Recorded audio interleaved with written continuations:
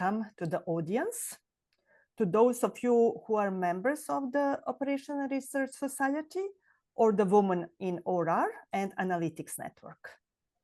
And also to the many guests who are not members, but who are interested in the themes of today's event. The ORR Society's Women in ORR and Analytics Network aims to help women and girls to overcome barriers to full participation in operational research and analytics careers, to building connections, running events, and other activities. The highlight of the year is now scheduled to take place as close as possible to Ada Lovelace Day, the day for celebrating women in STEM, and has been named the Land Lecture after Professor Elsa Land. Now I'll give you a few words about Professor Elsa Land.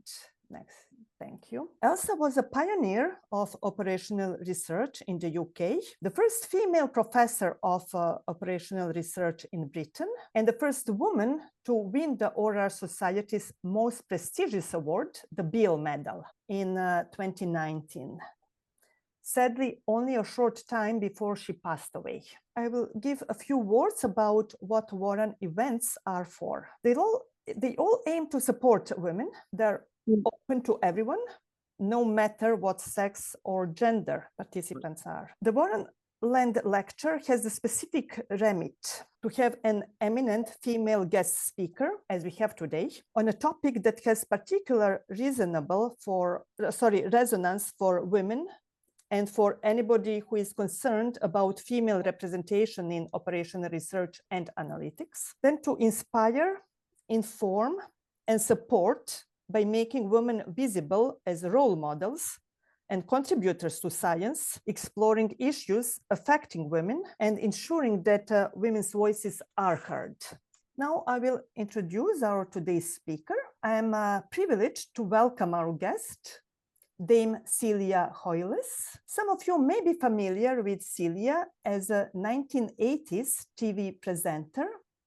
If you're one of the 10 million people who turned into Fun and Games, a mathematics quiz show co-presented by Celia, which ran for 4 series and 26 episodes. Celia started her working life as a maths teacher in London's East End. For many years, she has been based at University College London, UCL, researching aspects of how children learn maths. Her work has not been confined to academic research, but has directly influenced what goes on in the classroom. She spent 3 years as a chief advisor for mathematics to the UK government and 6 years as director of the National Centre for Excellence in the Teaching of Mathematics. She has also been president of the Institute of Mathematics and its Applications and is currently on the advisory board of the Academic for the Mathematical Sciences. As citizens, we should all be keen to promote understanding of maths amongst our fellow citizens to enable them to fully engage with modern society. As ORR people, it is even more crucial to support mathematical understanding in our future professionals and future users. So I'm delighted that Celia will be talking to us about widening participation. This being the Land Lecture, she will also be touching on the gender gap and would bring in some of her own personal stories. Celia's talk will last around an hour, but during that time, Celia will break at several points for questions and answers. And then at the end, there should be more time for questions and discussions when we welcome your own thoughts and experiences, as well as questions. And as Catherine said, please feel free to post questions in the chat at any time and at the Q&A breaks, or to put up your hand to ask your question live. Celia, a warm welcome to you, and over to you. Thank you very much. I'll start by just saying I feel very honored and delighted to be talking to you all. I don't know very much about operational research, and it's a major concern of mine that it's all online, else I could have spoken to you and found out a little bit more about what you do, hopefully another time. I've been asked to talk about my mathematical journey, But before I start, I really want to thank you for inviting me. I want to thank particularly Ruth for inviting me personally. I want to thank too, because I'll forget later, I'm actually doing this from the London Mathematical Society offices, and they have been so helpful in helping me set this up. So I wanted to get all the thanks done before I start. So now I'll start talking about my mathematical journey. It's going to be quite personal, because that's what really I understood you might find interesting. And I hope that we'll stop at various points. And if any points resonate with your experiences and you want to comment or question, I'd be delighted to share. So I'm going to start by trying to share my screen. Here you go. So that's the title, Mathematical Journeys, What We Know and What We Can Change. Because I think in my journey, I think you know a lot, but when you're in a particular culture or in a particular type of context, you don't realize quite what it's like until you start going. So that's what I'm, why can't I move? Sorry. It's all right. So I'm going to have 3 sections, and they are going to be named A, B, and C. And A is awareness. So awareness of challenges in widening participation, and belief, real belief that improvements can be made.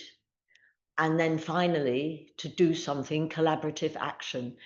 And I came out with my ABC from reflecting on my career and my personal journey in mathematics education since 1964.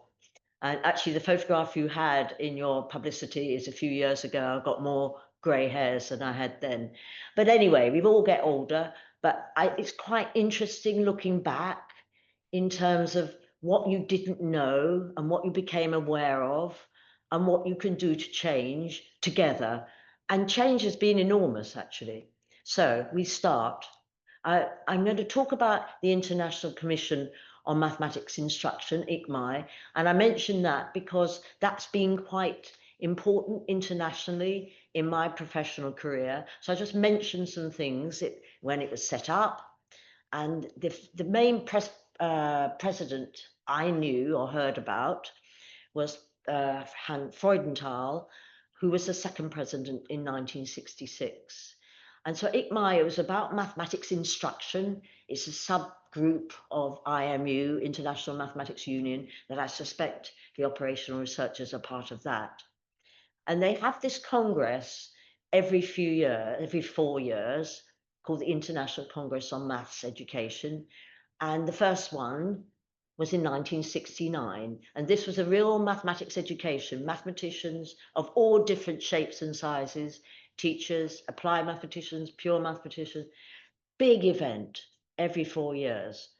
And if you want to know more about me, and actually I really mentioned it, not that you particularly want to know more about me, but it's something that ICMI has done.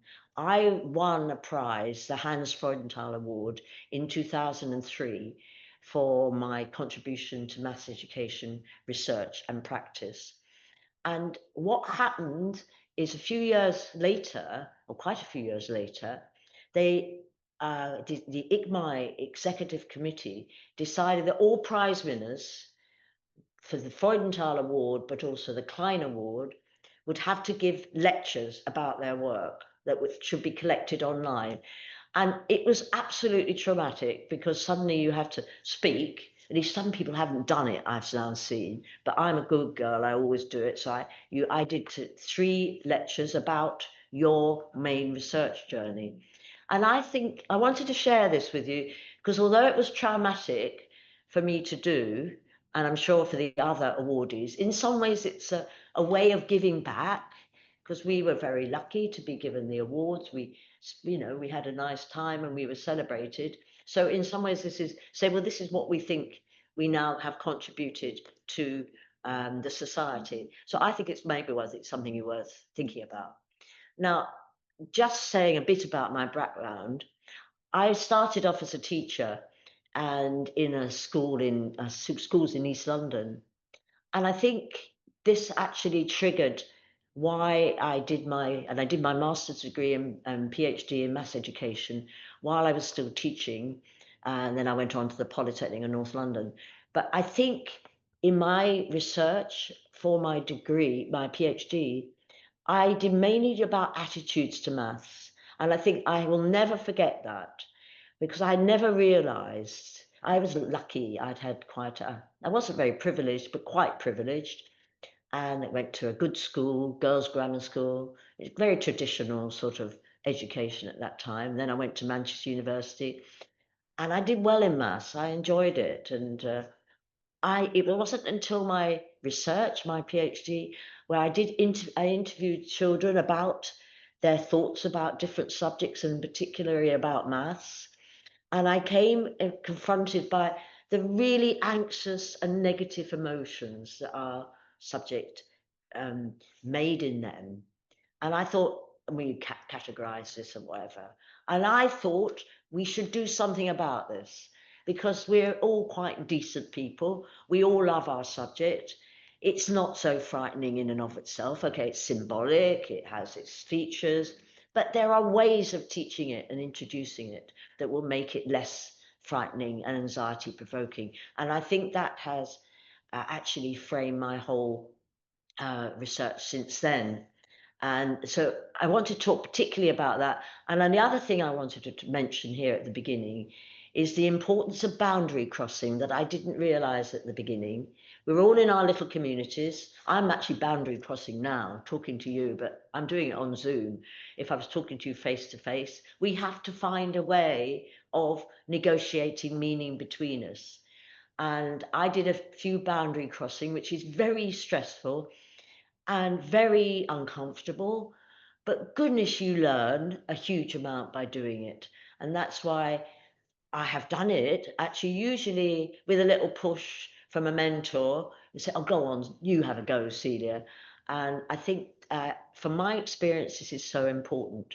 You know, when I was chief advisor for mathematics for following this Adrian Smith reports into mathematics, there was an selection process, and I got the job.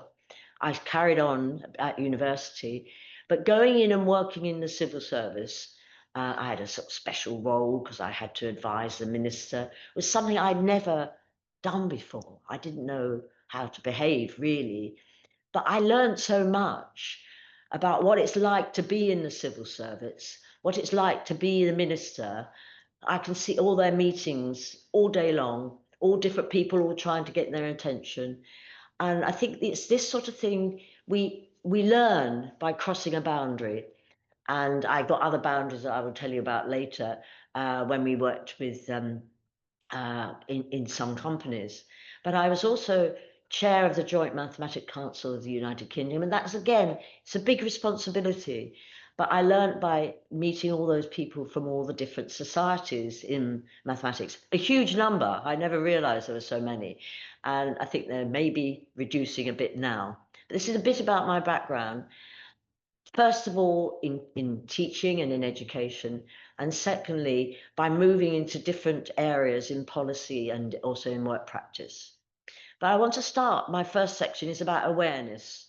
Is first of all, when people were beginning, they hardly noticed the absence of women. It's extraordinary now, looking back on it, how on earth could they not have noticed? I didn't notice when I was aware, but in ICMAI, they did notice, and they started off a group called IOWME, the International Organization of Women in Mathematics, which I think still goes on. And from my own personal history, I mentioned it a bit, I went to Manchester University, and it was such a good thing I went there. It's a personal story why I went there, which I won't bother you with now, another time when I meet you all. But I'm a Londoner, an Essex girl, so it got me out of this area, southeast, up to the north. And it was absolutely dominated by men, the undergraduate scheme. This was just and I don't remember all that much about it. I remember a small group of us girls, we used to sit huddled together, but also if you look at the maths faculty, I very kindly, gave me at Manchester, all of them. There were only 2 women in the maths faculty. Now, I know I'm getting older, but it's not that long ago, but that is a huge shift in having from then into now. And then I want to talk about the first international ICME 1. And this was the contents of the committee. And just look at them. It's all men. All men. And it's absolutely extraordinary that anybody would do such a thing. When you think now, it's almost the first thing you think about when you have a decent balance. And then the first Congress, they just had one lecture after another lecture after another lecture, and everyone was completely dead by the end of the procedure, and the limitations of this procedure were soon apparent. And they realized that mathematical education, or instruction as they called it, is something that's different from mathematics. You need more discussion, you need interaction, you need ideas of ownership. And I just put this slide up. They decided we would have these congresses in years with dates divisible by 4. And then they have all this modular arithmetic. So you can decide when the congress is, which I thought was funny. And then now this is the second International Congress of Maths Education. And this took place in Exeter, in England. I don't think it's been back since, you know. Somebody ought to be running it back. I think somebody's going to bid for it in Scotland soon, so we ought to support it.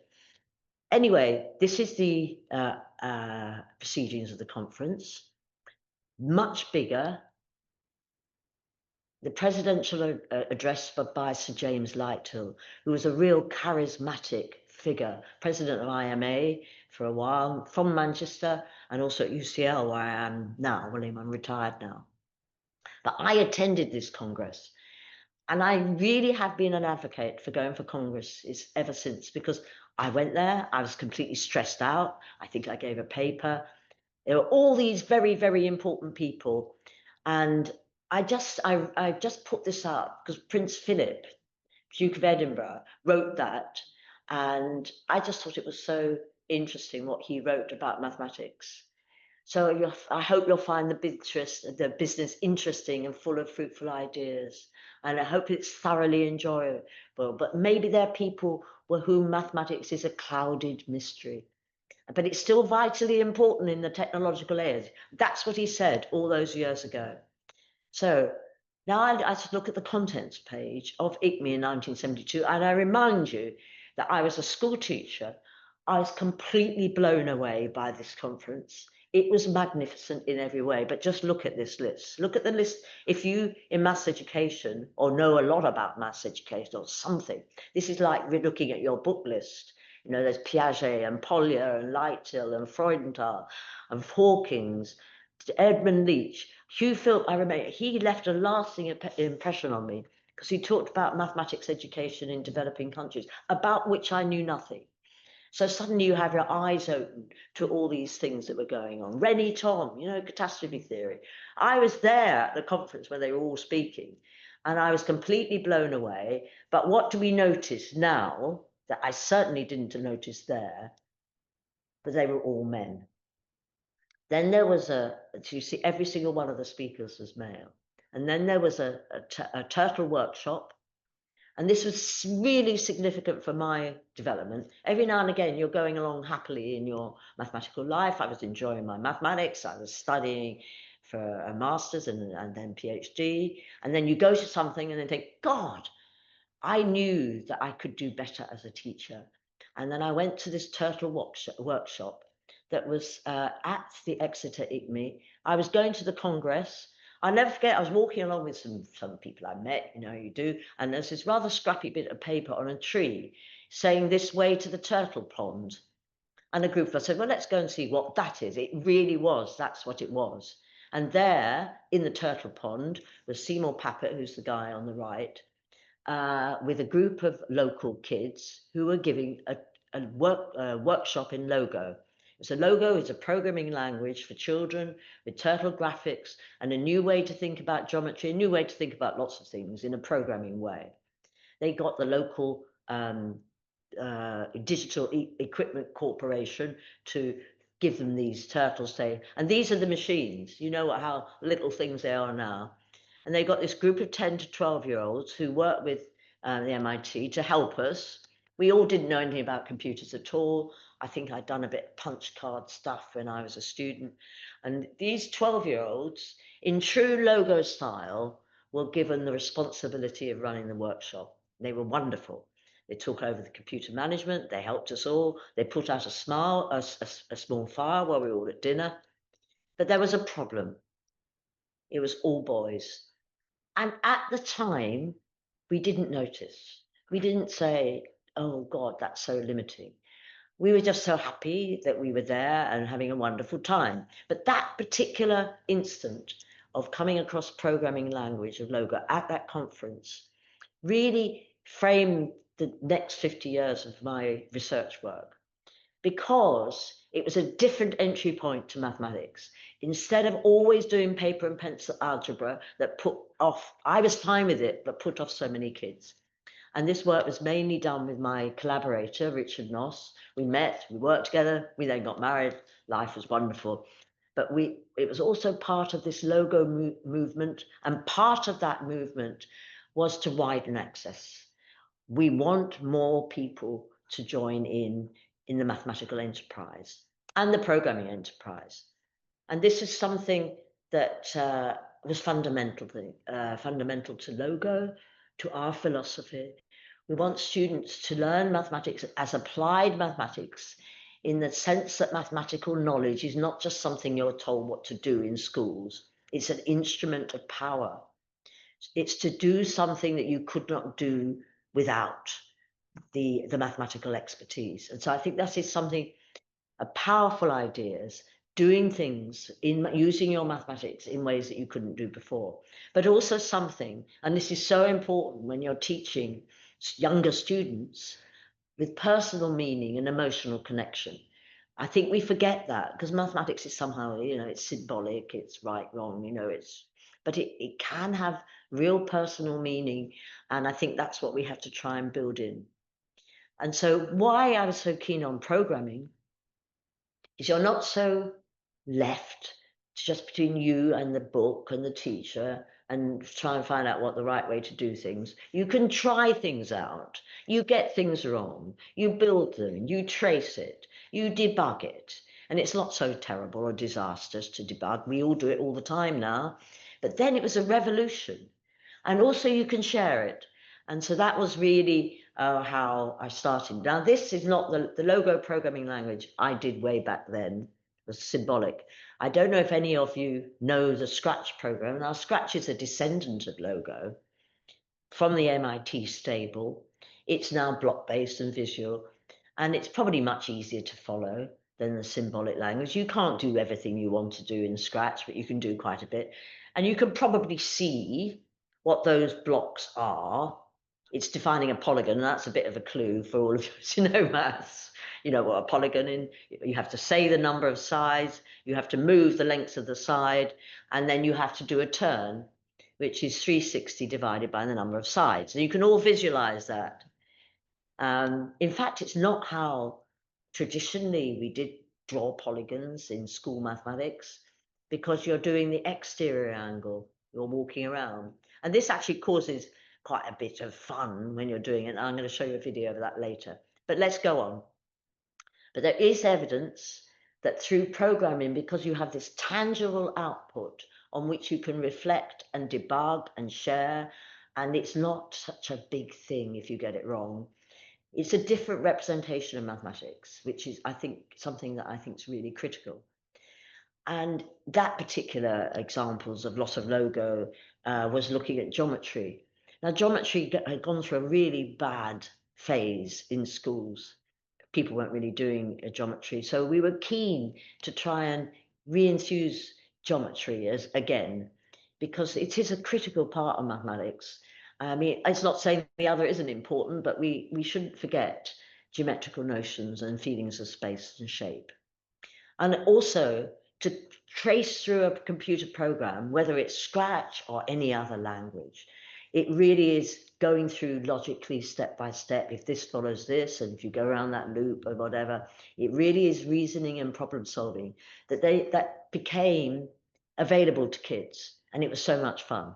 So that what we learned over the years, it has to be very carefully curated. Unless learning to program is carefully designed and sequenced in the scaffold, you find out used to be the boys who sort of dominated it all, or the more advantaged learners. So always, although you have an innovation that is for everybody, you have to be aware that it's the more privileged who tend to advantage and grab it first. So that's awareness. So now I'm going to stop. I don't wait. I want to say if anybody has any comments, any resonances about awareness of people who aren't participating in your particular group or anything that I've said. Right. So I now have to, what have I got to do? Stop share. Or you could leave. Okay. Okay, lovely. Thank you. Absolutely. Thank you very much, Celia. Did anyone have any questions? You can either put them in the chat or put your hands up before I step in and ask a couple of questions that I've got. Okay, I'll give you a couple of minutes to think while I ask Celia one of mine. So it was back to your research that you did in those early days and your PhD research. I was wondering whether through that were you looking at, or did you identify differences between girls and boys and their learning around, or their thoughts about mathematics? Was that part of your research? Yeah. Well, actually, it was a long time ago, and I'm very embarrassed to tell you that I did lots of different analyses, but I didn't do it by gender. It wasn't anything I was particularly looking at. This is why it's so extraordinary.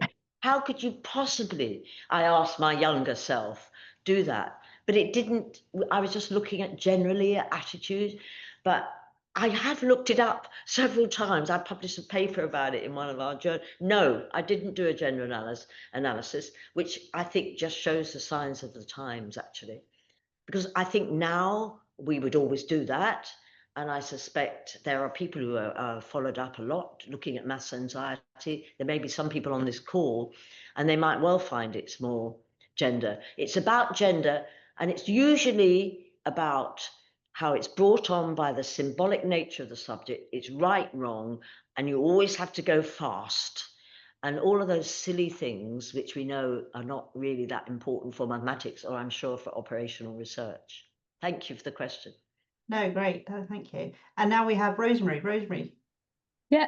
Hi, Celia. I was just Hello. curious, just on your very last slide you had there, you said that with the programming languages, it would, if it wasn't carefully curated and all those other things, that it was picked up by the most advantaged. What did you mean by advantaged in that context? Well, I was mainly talking about my experience. It was mainly the boys, actually, who would dominate. In those days, you had a computer lab, and it used to be, you know, a limited number of machines, and it tended to be the dominated. Some parts are being dominated, but also if you're a teacher, you often find the ones who are always answering the questions, or the ones who always got the best machine tended to be the boys. And I think you have to be aware of that always. Do you think that was a confidence thing that was driving that they were kind of... Probably. Yeah. Well, it is confidence, sometimes misguided confidence, I dare say. Because I remember when I was teaching, I mean, teaching is a long time ago for me, but I remember teaching in a school. It is very stressful. You do your best, but there's often a group of boys who would dominate the conversation, maybe not so much now, because I think things have changed a lot. And they would be there asking the questions in a very keen fashion. But before you know where you are, you haven't noticed the other people, the quieter people in the room.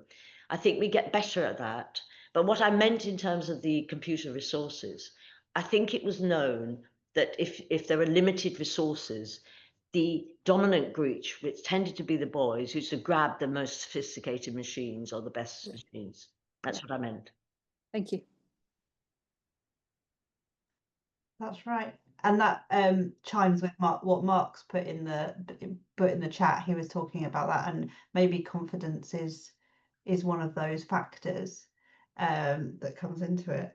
And I remember Dervla Mitchell, who we had at our land lecture last year, said that throughout her, when she was at university, she was quite shy and didn't ask questions until she was sort of much further on in her career and in the workplace. So I think we can probably come back to that confidence point, but later. Yeah. But I was going to say that some of those boys, their confidence was misguided. They had their hands up, they wanted to answer. It was nice, they were keen, but they hadn't thought it through enough, because there's always this emphasis on pace and getting there quickly and first, which is, I think, something that's wrong in the school system, to be honest. Is there another question? Ruth's got a reflection in the chat about girls weren't offered the option of computing, which is sad. Yeah. I would say that when I was at school, in primary school in the 80s, we did do logo. You know, there was like, you know, but I think but I feel like it was back to that advantage point. You know, it wasn't open to everyone. Not everyone in the class was sort of given that option. It was sort of oh, this would suit you, this wouldn't suit you, but it wasn't by gender, I'd say. Yeah, yeah. There's a question from Sanya. Sanya, I'm Not on mute yet, too, but not Sanya, you're on yet. mute. Yes, not yet. I'm just reading chat. I probably have questions later, but not now. Oh, right. Sorry, I beg your pardon. It's okay. So, shall I go back? Any more questions? Yeah, let's move on and then we can come back. No, I think I go to share again, don't I? Yes. I'm going to go share. So, I think actually the experience of working in programming and with Logo actually confirmed what, you know, we all wanted as teachers, we want all our students to do well in maths. But I think once you were working in a different medium, in say programming or in Logo, it was amazing how different people excelled. And I was talking about belief, but the worst thing to confront a teacher, whether at school or at university, is people say I'm no good, because it's a way of opting out. And they say, well, you know, you get dinner party, I'm no good at math. I can't stand it. I really say, what do you mean you're no good at maths? What does it mean? I mean, if somebody asked me some complicated arithmetic question, I would be absolutely useless. And I know that. But it's a way of opting out, of not engaging, because they're bored with it. And there was this phenomenon called learned helplessness. So if you're learned helpless, I can't do it. Well, and that's a real challenge for teachers. And I do believe that it's important that all of us who are females at that time, but also other groups who are less represented amongst mathematicians, it is important to have a role model. You've got to change the culture. But I wanted to pick out this role model of Mariam Mirzakhani. She was awarded the Fields Medal for mathematics. She was the first woman to do it in 2014. And she was given this by all these women at this ceremony, IMU. And I just picked out some things that I read that she said. First year, I did not do well in maths, and her teacher didn't think she was talented. Later, teachers were more encouraging and said that she could excel. Then there was somebody, in her case, a dedicated headmistress, who took her aside and gave her some extra mentoring and help. And then she did both. She and a friend did really well, and the gold medal, well, you can imagine that is pretty good to get, and they got a perfect score. So, but it's typical, it's a typical trajectory of, on the whole, not feeling very confident, but you need a bit of help and a bit of a prod, and then you will get better. Now, this is Marian's thoughts about doing maths. Of course, the most rewarding part is the aha moment when you've done it, and the excitement. And you see the clear view from the top of the hill. But most of the time, doing mathematics for me is like being on a long hike with no trail and no end in sight. I thought, well, that's quite true. Later, she said, in retrospect, I see that I was completely clueless. Well, that is completely and utterly ridiculous, because how could she be completely clueless when she won a Fields Medal? But also, when she got her Fields Medal, she said it was a great honour, and I'll be happy if it encourages future female scientists and mathematicians. And I think she did, and I hope that we all who are women in this will do it. So it is the importance of mentoring. Now, back to my personal journey. Teaching and learning maths is complex. It's complex at university as in industry, if you're trying to mentor people, but in schools as well, it's complex. But it's important to mentor. When I first started teaching in schools, I met some other people who were teaching who were darn sight better than me. And how do I manage it? And how could I cope with teaching that particular topic? And the importance of shifting perspective, programming, but also maybe looking at things in different ways is critical, and crossing boundaries. And this is why I wanted to show you a television program. You mentioned fun and games in the introduction. This again was really an adventure, but we want to try and get more people thinking mathematically. That was the idea of this program. It looks incredibly crude compared with some of the wonderful things that are done now, but it was called Fun and Games. And I'll try and show you a bit. I did it for 4 years. First year was with Johnny Ball. The next 3 years was with Rob Buckman. They were the media people. I remember the spec. I saw it from the producer. They had a media person, which was those two guys. And then they had the first spec, they would have a maths professor who was supposed to be a boffin type figure. So they changed that and they got me instead. And so my role was there would be a studio audience up in Yorkshire Television, and they would set a puzzle. And my job was to say, well, if you only think mathematically, it would all be easy and it would all be perfect. And we had a lot of fun, and a lot of it was a huge disaster. But the idea didn't really matter.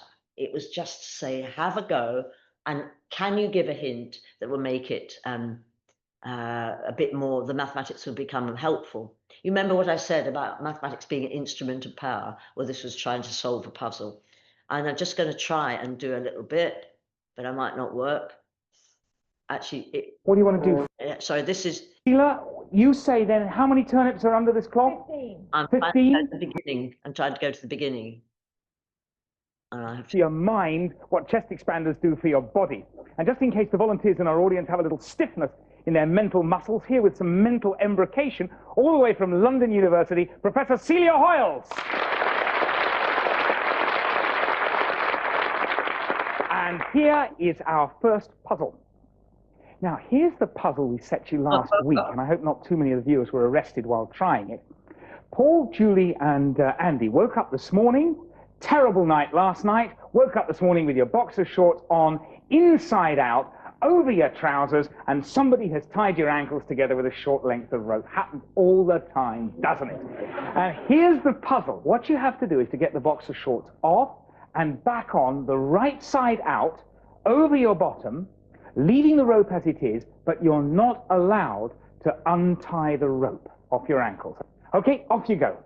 I'm sorry about that. The idea was just to show a tiny bit, but hey, you have to live dangerously. But We maybe were all enjoying it anyway. Oh, well, that's very kind of you to say that. But the idea was that I was supposed to show this mathematical insight. Sometimes it worked well. I don't think the boxer shorts one did work very well, although some of them did. And another time, when I meet you all face to face, I'll show you some other ones. How am I doing for time? I've got another. Wonderful. I did a plenary without any fun and games in it, by the way, at the ICME. It was a huge, huge congress in Mexico. And I think from that plenary, when I will look back on it, there are some things I still will stick to, even though many years have passed. Goodness, yes, a lot. The essentiality of representation in anything to do with maths education, it's how you represent the subject. And if you just think of subtraction, if you write numbers one below each other, you do certain procedures or think of them. If you have them one next to each other, or you do mental arithmetic, you do something completely different. So I do think how you represent mathematics, because you can't feel mathematics. It's not like physics where you touch things or whatever. So how you represent it will completely affect the meaning that your students take from it. And the symbols will shape the ways mathematics is expressed and known. And the importance, I cannot underestimate this, of shifting between representations. If you're used to representing things one way, we all know when we're teaching, we all know some maths.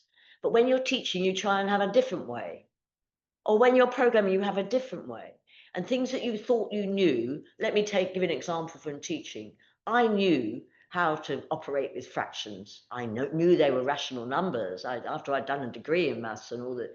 But actually, when you think about teaching it, why do you do what you do when you divide one fraction by another is really critical. And you hadn't really thought about it because I'm completely routinized. And I think unpacking those procedures that we, as we go up with our maths, we get better and better at it, we get more and more fluent, and they get more and more packed. And you have to unpack them to teach them. And that actually is very interesting. Think, why do I do that? And then you have to think about it. Whether you tell all the kids all those things about why you do it, you have to decide as a teacher about what they can manage. Now, so importance of shifting between representations, between logo programming of a circle and a compass drawing of a circle in more traditional Euclidean geometry. These are important shifts. What's the same and what's different? And what I said then, and I think it's even more important now, is the importance of fostering mathematical habits of mind. That you have absolute skepticism for experimental results. You want to know why. You want to have the structure. You look for variance and invariance. You conjecture about mathematical relationships. You seek explanations and produce justifications. You discuss, challenge, and reflect. And that is the importance of epistemic agency. And that is so important now as we got AI. We have got to take ownership of our mathematics, and so do our kids. And what those words were made by Barita and Scardamiglia way back in 2002, where the group, or you and your colleagues, assume ownership of the ideas. You don't just accept that is the answer. You don't just guess in those days what was in the mind of the teacher or whatever. So I thought there that with computer tools, there's a whole lot of potential that we don't have with paper and pencil. I was very excited, as were a lot of people, with the dynamic and visual 2D and 3D tools. We had a lot of geometry software, particularly Cadbury Geometry, Geometry Sketchpad. I think now there's Desmos, where you can actually model the geometrical figures. You can move them about. You can drag them and look at them at new perspective. This is so powerful and exciting. There are a lot of tools to outsource processing power. That always causes huge ructions, like the calculator can do all the sums for you, but then what are you doing in your head? These are key questions now when you can get computer systems that can do all the maths that you ever need to know. The new representational infrastructure I've talked about, better connections between school and learners' culture, connectivity. When I spoke in 2008, it was in its embryonic form. And now we're all online. God help us. It'd be much nicer to see you, I must say. But it is a critical and important way of sharing our ideas and our mathematics. And I did in 2008, I did put intelligent support for the teacher. Because in the lab where Richard and I work, we've done a little projects about that. And now this is absolutely critical about what we do about this and what would that support be and how can the support go to the teacher as well as the learners. As I said, it's all about building, and so much of mathematics is completely black box. As many of you who know in applied maths or whatever, it's all underneath the hood, and you have to open up the black box just a little. And Richard and I and various other people, Stefano Pozzi, Arthur Backer, Philip Kant, Lulu Healy, we went into different workplaces. Now, some of you here are in workplaces. I had always been in schools and education, and to go and actually work in financial services, in banks. We worked with Swiss Bank Corporation. We followed nurses about. We looked at pilots and were scared to death about what they knew and what they didn't know about wind off the nose. We looked at engineering, and we tried to work out what are the skills that you needed, math skills, in order to be effective in these particular workplaces. And the last project was when much more technology, everything is automated, but you still need some mathematical nous, let's say. And could we try and talk about that? And I think that is quite important to think now in the world of AI. And as I say, boundary crossing is a jolly good way to boost your, rethink what you know, stress you out, but you think, oh my God, maybe you could do something else. And I want to mention the Institute of Maths and its application. I was very honoured to be president for that for a short while. It was their anniversary. It was wonderful. We had a wonderful time. But there are case studies, and I'm not going to click on it because I get stuffed and mess. But you can look those case studies up, and they'll how mathematics matters, and it's how mathematics is under the hood that so many people will miss. Now, what about collaborative action? And again, we can work collaborative internationally, nationally, regionally, and locally. This is after we, as a community, have decided that we want to widen access in a particular way. We can do it in our own lecture theatres, in our own classrooms and schools, but can we work together to do this? And I want to go back again to ICME. They had a study about the influence of computers and informatics on mathematics in its teaching way back in 1992. And it's very interesting again. Actually, when you look back, you can't believe it was all male authors. I got a dusty copy of the proceedings, and it was mainly Europe and North America, and computers were mainly used very, very narrow way.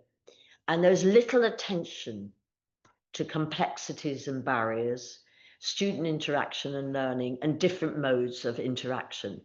So we were invited by ICME, we being myself and Jean-Baptiste Lagrange from France, to look at digital technologies and mathematics revisited in 2009. They probably ought to revisit again, actually, in 2000, let's say 29. That would be nice, wouldn't it? Because we got together a group, you form a committee and just by looking at that picture, we were a bit mixed. They were from different countries. And in fact, the study conference was in Vietnam, and we had representatives from obviously Europe, United States, but it wasn't just all white men as it was before. And we tried to highlight diversity, to highlight the differences in software, that what we looked at was the curricula and how it varied enormously between countries and the different modes of teaching. And we wanted to look at teacher beliefs and practice and the importance of design in the book we brought out. That was absolutely fundamental. If you were going to address the issue of gender and disadvantage, because with mathematics and with computers, it's like a double whammy and the gender representation gets worse. So we really worked in that Congress to see how technology can be used to benefit the less advantaged, rather than serve as yet another source of disadvantage. And that is really something that we can all work to, and it does work. And I want to just mention some shifts in my lifetime. First of all, the Athena Swan. I think it's been going a long while now, since 2006, but when it started, it seemed like a really good idea. They have the Suffrage Science Awards, that I know still goes on, and I was fortunate enough to be awarded that. And it's an important awareness. And I wanted to actually, I've forgotten, when you get the Suffrage Science Award, you get given a handcrafted piece of jewellery inspired by both science and the suffragette movement. And it was really beautiful, heirloom, beautiful piece of silver jewellery. Unfortunately, the other thing they picked up from the suffragettes was it was like a relay team. So you had to pick the person who would take on the role after your term was over and pass on your piece of jewellery, which was a bit of a unfortunate because you get quite fond of it. So you passed it on, but the idea was to expand the group of people. Then there's another significant shift. This is a national one, and that's the Academy for Mathematical Sciences, which I have felt quite passionate about ever since it was a sort of twinkle in the eye, and it's gone through a lot of phases. I was particularly keen because it has education as one of the cornerstones. I know the learned societies take education seriously, but the Academy, it's there at the beginning, and it's, I think, well, a lot of you will be involved in it, I know. I think it's going to go from strength to strength. And there's the Operational Research Society is part of it. So I still, how much time do I have? 10 more minutes, good. So I do think we have to keep questioning ourselves. What is the maths we need to do, particularly nowadays? And I think the main thing is to appreciate the existence of these mathematical models that are underpinning so much of what we do, and the main variables and relationships in these models. I do think we have to use tools effectively. I have not been a very good role model on that, I'm afraid, in this Zoom call. I did my best, but anyway, we have to work collaboratively, we have to work across boundaries, and then we will learn and we will get excited. I'll tell you, when I worked at the Swiss Bank and my young colleagues, we all did it. We taught Logo to bankers because they didn't understand how bonds were priced. So we taught them how it worked by teaching them to program it. And so there we were academics, we were sharp-suited people going up to the city, and it changed our lives. It probably changed theirs. I don't know whether it did or not, but by doing that, you learn a lot. And so why should we do better than the past? I think particularly now, more people are much more aware of mathematical models and digital tools. I think actually since COVID, there's been a massive shift as well. And there's much more. It's not perfect. There's access to the web for all in homes and in schools. There's lots of materials available. We are recognized the absolutely critical importance of the teacher, and it shouldn't just be lip service. Teachers have to curate this in schools to make sure that it works well. And if none of these things are done well, there is, as I keep harping on, you can make things worse. And I want to end just by talking about a project that I was involved with at UCL with a group of colleagues, and it was called Scratch Math. Scratch is this programming language for young people. This was in primary schools. How do we go? We were determined that we would introduce some difficult mathematical ideas, but through programming in Scratch, which was a block-based language. We would, first of all, you do iterative design. You work with a small group of people in schools, make sure that the schools like what you're doing, the teachers like what you're doing, and you get lots of good feedback, and you devise activity. And then the next step, you try to go on larger scale, more schools, see how it works. And then you have a summative evaluation. Now that's actually quite interesting. Formative evaluation is how you evaluate through the tools in the context you are. And summative evaluation, we got funding from what was the Education Endowment Fund, and they insisted we use as our summative evaluation the results on Key Stage 2 tests. I can tell you all about that another time, but obviously you need to have evaluations, but you would like to have evaluations that somehow resonate with the work that you've done. And this was replicated in many countries in the world. I don't think it's used that much now. What happens with innovations, they get old and then bits of it are used, and maybe that's okay. But I wanted to mention it was an interdisciplinary team of us, educators, mathematicians, computer scientists. That's actually a challenge, working with computer scientists, but it's good for us. And I wanted to end, if I've got time, and hopefully it works, and I might not come back afterwards, but I wanted to end with a little video of the project to give you an idea of the sorts of ambition we have, where mathematics can be more interactive and fun. I hope this is going to work.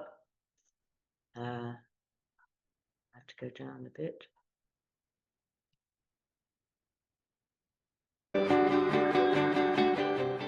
Scratch Maths is a big project funded by the Education Endowment Fund.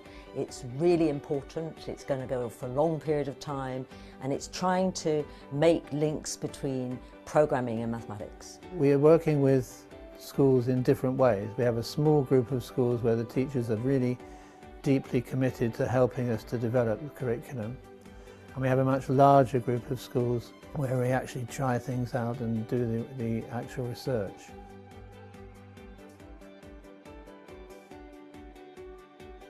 But for us, Scratch is a breath of fresh air because it allows us to approach the teaching of mathematics in a new, exciting and engaging way. I like it that you can have algorithms and you use maths while on a computer. I like when you've just made a complete script and it finally just works. What we really like about Scratch is when you press that start button and you see your script come into action. It's like magic in front of your eyes, and I really enjoy that bit.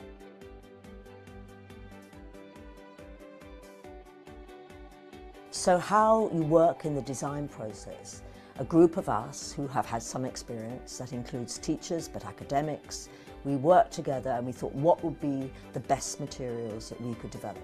What are the big ideas in computing? And then what are the crucial ideas in mathematics? So what we've spent a lot of time doing is building a new mathematics curriculum that people can express themselves in Scratch rather than in algebraic notation. Because it's a non-written form of maths, it kind of accesses all the children, so it allows, as a teacher, you to focus on children that maybe aren't so confident in writing and written maths. Often when you're looking at angles and degrees, you're on paper and the children don't necessarily understand that that's a physical turn, and getting the children to act out actually doing it physically and turn themselves, it meant they were seeing those degrees in a different way.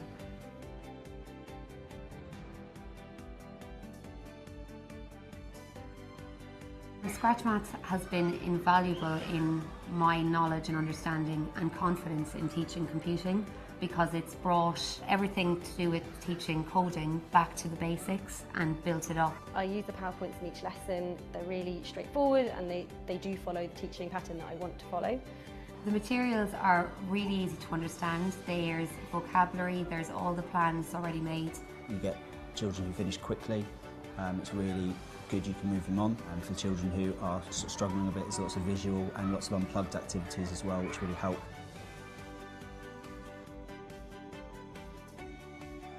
It's not just about being able to debug or understanding the language of, say, Scratch Maths, but actually getting the children interested in maths so that you can raise standards in maths.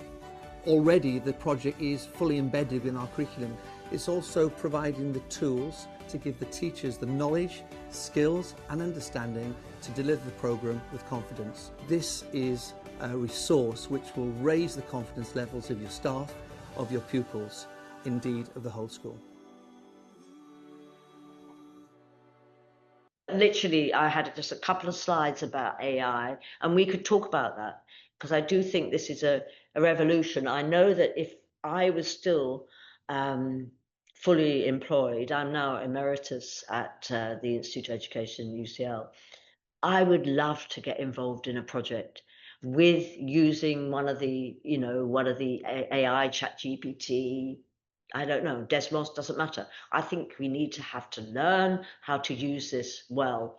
And I'm sure everybody who is still working in education or your different works, you need people to be fluent in with these machines, but we need to know when to use them and when not to. Thank you very much indeed. And I'm sorry I'm not particularly fluent at Zoom, but we got through it. Thank you very much indeed. No, that's fantastic. Thank you very much, Celia.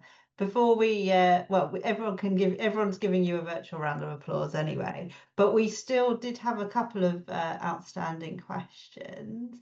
I suppose it's more reflections of the future. So Alicia had an interesting question, which was like, what's your hope for the future of girls' education and for how we teach and learn mathematics? Well, I'm very optimistic. Actually, if you look at the figures, I mean, girls are really outperforming boys up to a certain age. I still think there are disparities, particularly as you go higher up. I don't know, you'll have to tell me about the Operational Research Society. So I think there's still some way to go, but it's just transformed out of all recognition. And so I think it will go, we need to go on, we need to think about practices. I was talking to a professor of mathematics. I think in academia, the stress that they're under in terms of so many students, I just find it completely challenging to be able to engage them, let alone if you're girls and boys. But I do think the gender issue has changed enormously, and we probably have to look more at the higher end. But I think even then, I think people are so aware now of the problem that we are doing really well, I think. So I'm optimistic. Yeah, that's great. Thank you. Sanya. Thank you very much for a very interesting talk, motivational talk. Thank you. I can give you just raw numbers, and I'm aware that is not enough for any analysis. Raw in the sense that the only attribute that I consider is gender. When I taught module in computer science, let's say 20 years ago, there were a limited number, very small number of females, girls. Yeah. Now I can give you fresh numbers. I'm now in the business school and I teach operational research. There were out of, let's say, almost 60 students, majority of them are females. Now it's raw, data are very raw because I think majority of them are from Far East, probably China, but it's just my observation. Last Thursday, there were 2 boys who entered the classroom. And as you say, now we are more aware of the problem, of the issue, and I paid attention. There were girls dominated completely the classroom. So of course, we need more attributes to make any analysis. This is just attribute of gender. That is interesting observation, I think. May I ask you a question? Yes, please. What do you see as the main challenges now in your operational research department? I mean, in terms of widening participation, or maybe generally, yeah, it is very interesting topic. Generally, I think topics like AI or AI and operational research attract students, or analytics, but I think there is so many opportunities for operational research, pure applied mathematics, optimization, and we can talk about AI and the benefits that AI bring, but there are some other optimization problems where ORAR can offer a lot, in the sense to achieve better results with limited resources. Because of course, if you have larger resources, let's say in healthcare, we can achieve better, we can have better performance. But where ORAR can help is to have good performance with limited resources if we employ them in an optimal or near optimal way. That is, I think, where ORAR can help still. And of course, we do with big thank you to AI, but I think there is still, AI is not panacea. But again, that is another topic. Yeah, thank you. It's another topic, yeah. Yeah, no, any other questions or reflections? I was going to reflect, Celia, quite a few times during the presentation, you said that you didn't know much about operational research. I think that's more of a challenge for us as an operational research community, because a lot of the stuff you were talking about, particularly the programming, the problem solving, that boundary crossing, and sort of almost like teaching the people on the ground in industry about the maths techniques, they're all what we would consider part of the operational research coach and toolkit. So something, yeah, it reinforces the fact that we as a community need to make, you know, everyone who's involved in mathematics aware of what we bring and those applications. I do remember when we did that, the work that I mentioned just in passing about how maths is used in workplaces. We had quite difficulty finding who to talk to because we wanted to go and do ethnographic studies, but you need to talk to somebody about what mathematics they thought they needed, and it's really difficult to find the right person to speak to. They knew all, because the trouble is maths has this double role. One, it's like a barrier. You've got to have your, in the old days, O level or GCSE or your whatever. So you needed to have it's like a sort of a gatekeeper subject. But there's also what we are interested in is what maths you really need. So you know, as a gatekeeper, yes, before you go in, it's always happened. But also in your particular industries, what maths do you really need them to know? It's quite an interesting question to try and unravel. And that's what we tried to unravel with the workplaces that I put up. But goodness, they've all been transformed completely since we were there. Although it was quite automated, I must say, but it'd be very different now. Yeah, fantastic, fascinating. Sarah. Thank you, Celia, for a fantastic, fascinating talk and journey through the years. I really enjoyed that also because I didn't grow up in this education system, so it was even more interesting. I wonder to what extent inadvertently we, meaning the community, have made mathematics unappealing. We have often portrayed mathematics as difficult for certain people, the gifted. This has been probably a message that has taken away a lot of those who could potentially or who were interested in mathematics. Maybe haven't felt that they were part of that they could belong to that community. So for me, I came to the UK as an Erasmus student, and then I did my PhD here, but I grew up in Italy, where mathematics was seen as a female subject, where physics was the male subject. So, and I did study physics and then did a PhD in maths.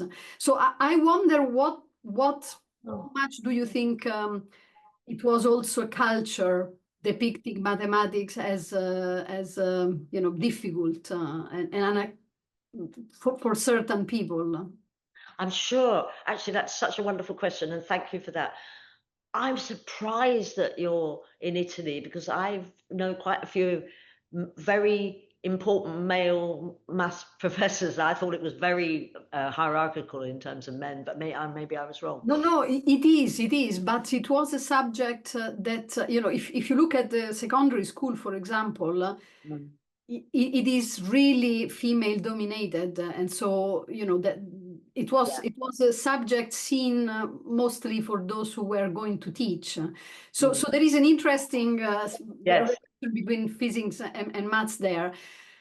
But I really felt traveling north, I really felt that while the sexism, if you like, decreases, because there is a lot of perhaps macho attitude in Italy, is rather unpleasant, or it was when I was there.